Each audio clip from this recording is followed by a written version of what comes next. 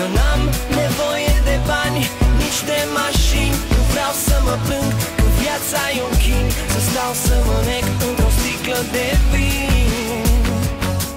Și vreau oricând să mă simt liber, să zbor, să știu că am trăit înainte să mor. Prin lume să trec un pic mai ușor. Poate că totul e scris în stele, eu nu stau să citesc în ele. Vreau să simt că trăiesc pas cu pas. Lumea din jur știu că nu înțelege, nu vreau nici un destin să mă lege, să fiu un prizonier în viața mea.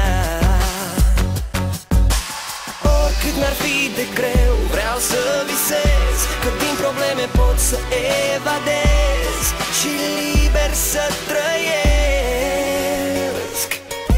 Eu n-am nevoie de bani, nici de mașini. Nu vreau să mă plâng că viața e un chin, să stau să mă nec într-o sticlă de vin. Și vreau oricând să mă simt liber, să zbor, să știu că am trăit înainte să mor. Prin lume să trec un pic mai ușor.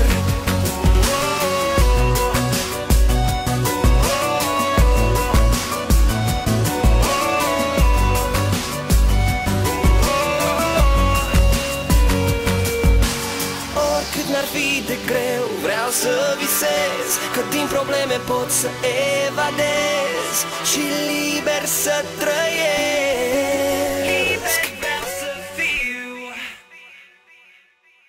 Eu n-am nevoie de bani, nici de mașini. Nu vreau să mă plâng că viața e un chin, să stau să mă nec într-o sticlă de vin. Și vreau oricând să mă simt liber, să zbor, să știu că am trăit înainte să mor. Prin lume să trec un